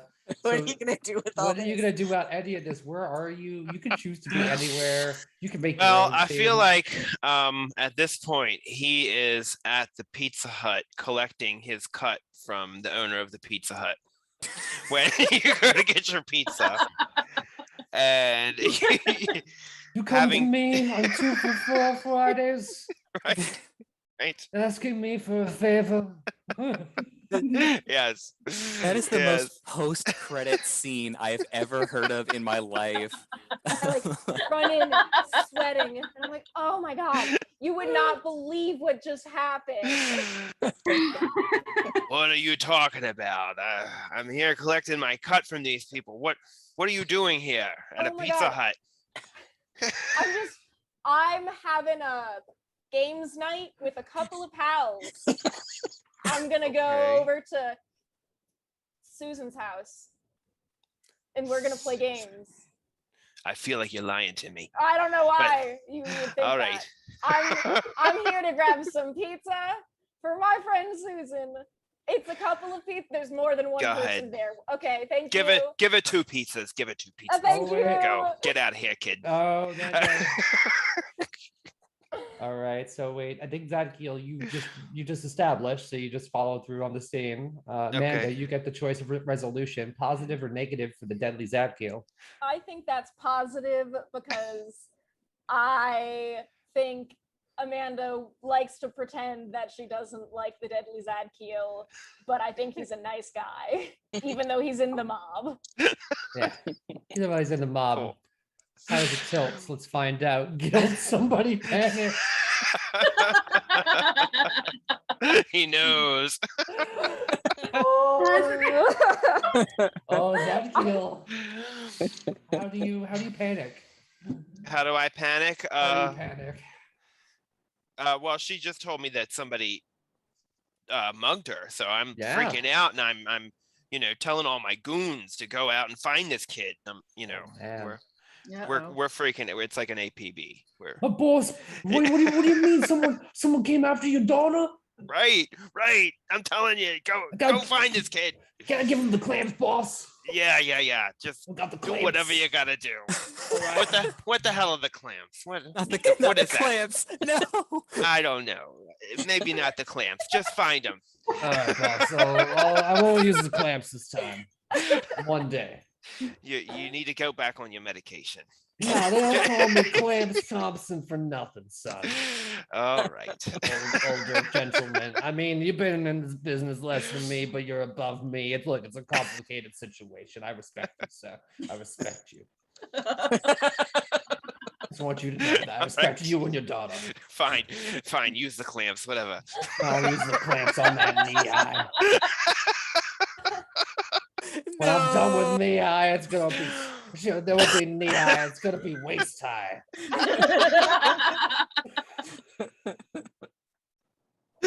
Oh, that's great. And Clamps Thompson runs out, chasing down knee high. And that's where we will call it on this wonderful story. So normally what we would do, we would keep going. We would go one more round of this, obviously, and we would actually then we would have to interrupt in the middle, and then we would hit tilt. And so everyone would have 2 outcome cards, and you would turn them over. On the back of the cards are actually the tilt elements, which I think are separated here in roll 20, or maybe not. Maybe they are. Are they actually on the back? I don't think they are. No, unfortunately, they're not. But there would be tilt elements, and they would actually show interesting, dangerous, and tragic themes that would show up somewhere in the second half of the game. Basically, they're going to evolve what's on the table just a little bit further, and everyone would have them. Everyone would basically have a skeleton pop out of their closet simultaneously within the adventure. And then you would all have to deal with it for Act 2. And at the end, we would then have to choose aftermath cards and have judgment. Now, this is going to be this is always the interesting part, because you could give one of your face down outcome cards to another player. So one of them from the first round, and you won't know which plus or minus it was, because you would have 2 of them, but you would have to hand it over to someone else and they would have to look at it. And you would need to then explain why you're helping their character have a better life or kicking them to the curb, depending on positive or negative. It doesn't have to be fair for the other character, but it should be fun for the entire table, and that's underlined. And finally, we would count all the cards. You would turn over all 4 outcome cards, add up the results as you did at the tilt, doing the math, and the number will be as you would get a number, 0 or higher, blue or red, positive or negative, and this would be your aftermath total. And then we would take aftermath cards, and I'm actually going to reveal that deck just for fun. It's hanging out over here. There's aftermath. And what we would do is actually we would choose the card that would come out to your value. So just to go through, like Amanda Johnson, you currently have a +4. So we would actually look at the +4 card, and it would say something like shocking. Well, that was humiliating. My reputation is now in dirty pieces all around me. I'll never think of these days without a shudder of horror at my own aggressive ignorance. I think my best days are behind me. Oh my God. That would have been 4 for Amanda Johnson. Oh, wow, she really regrets coming to my orgy. Yeah. Something is in the pizza. Yeah, so it's definitely Zakiel. Yeah, it was +5. Somebody panics. The 5 card for both of the 5s we have here. It's appalling. I don't want to seem bitter, but now that I know what it's like to be utterly crushed, casually brought low, forced to eat my own words, and stand mute and powerless before my enemies, they gloat I am helpless. So that's nice. So clearly the red bar is going to reject me hard. Yeah. That's Chad and that's Steven. We have a +3 over here. We got a lot of pluses. Repulsive. Most likely I'm not dead on the outside, but I'm sure as hell dead on the inside. The emotional or mental wounds that I've suffered, those would never heal. The future is a brick wall. You'd be trying to get as close to 0 as possible, right? Oh, Brenda. Oh, Brenda. Oh, Brenda. Huh. What else do we have? We actually do have a negative tilt here. We have 1. Yeah. Let's see what it actually is before revolting. Well, that was extremely nasty and probably extremely brutal. I'm just speculating here, but my guess is that I've lost something precious, like a body part or my soul, while traveling on my personal road to grand, ignominious failure. Maybe I'm dead, maybe I'm not. Well, good job, Red Guar. Right, yeah, you did your job.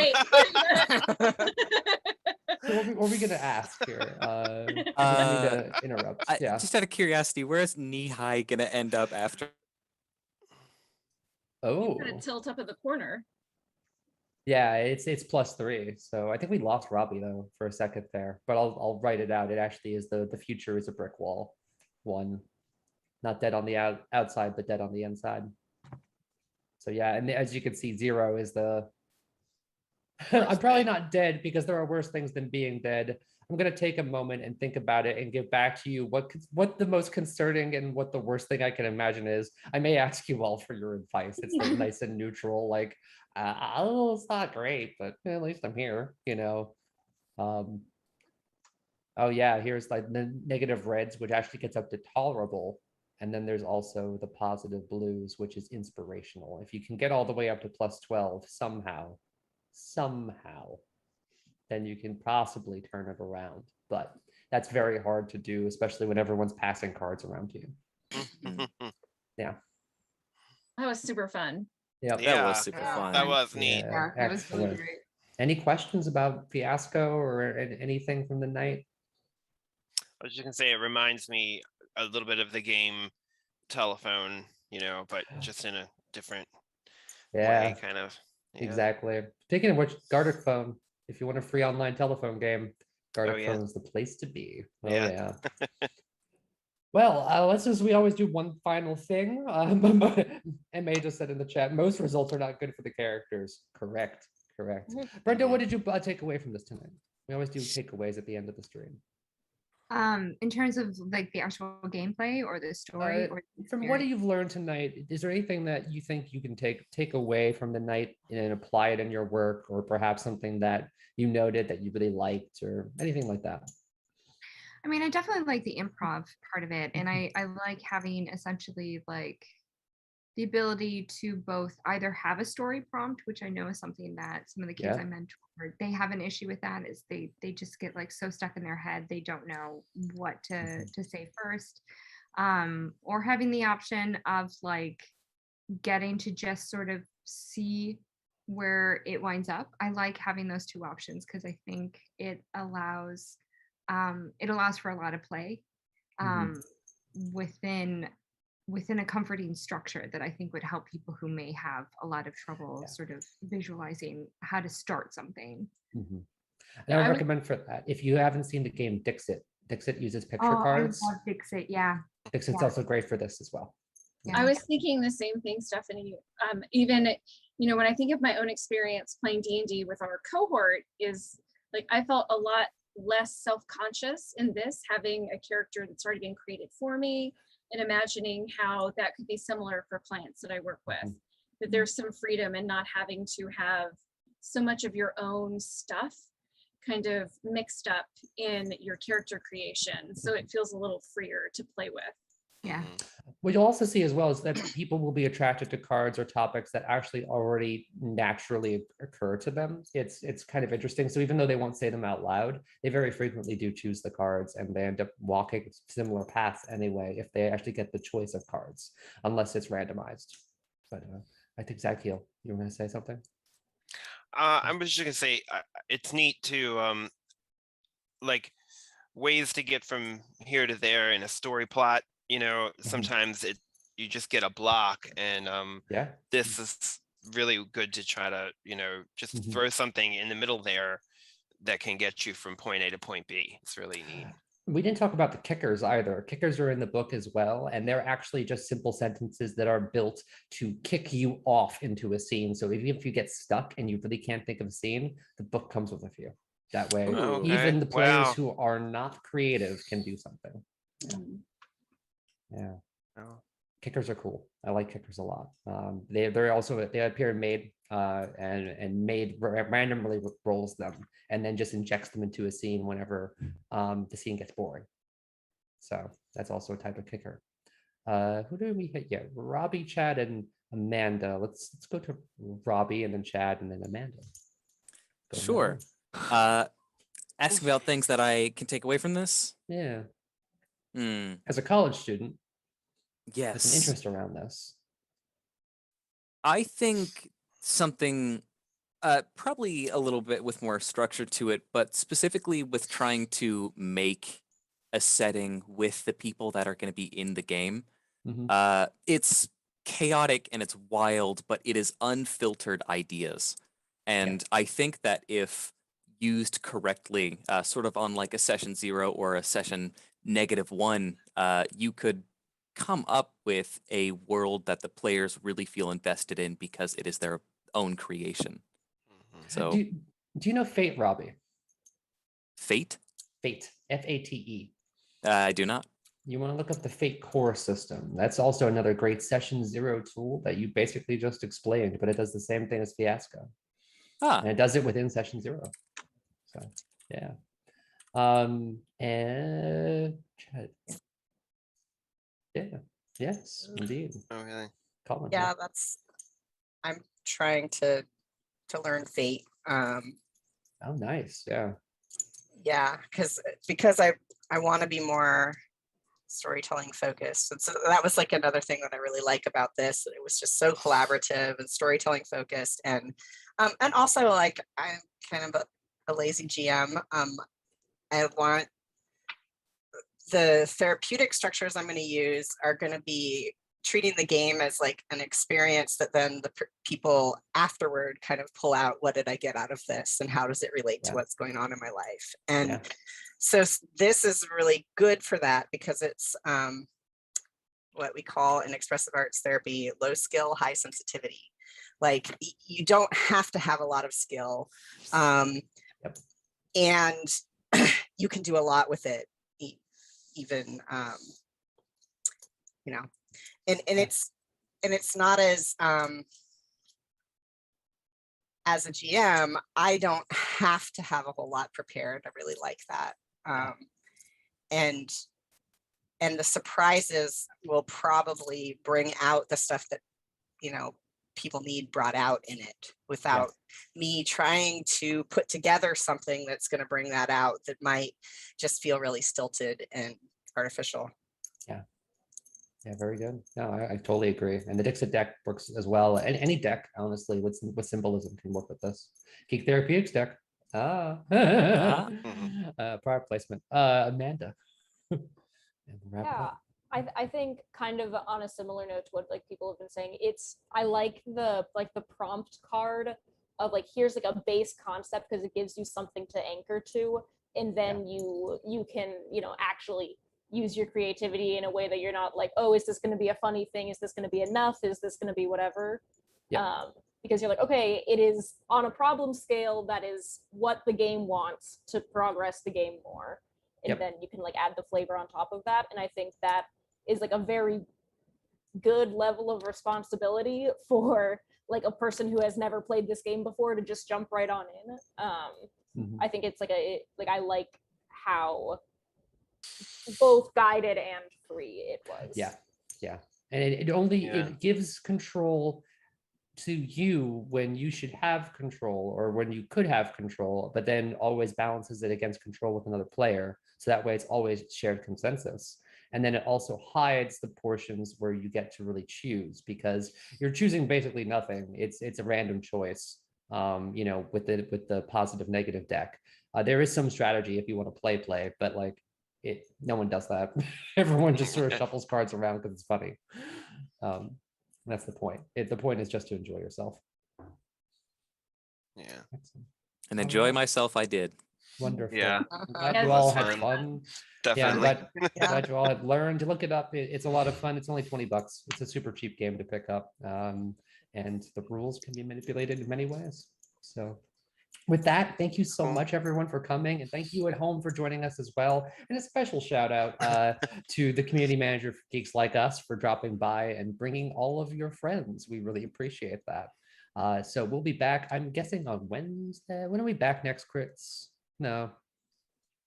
Thursday? Next week. Next week. Oh, next week. We're taking a while off. All right. So, well then, everyone, we'll see you next week right here on Geek Therapeutics. I'm Mistress Astra Ebenwing. This is Cohort 16. We're all leaving now. Have a great night. Stay safe. Goodbye, everybody. Bye. Good night.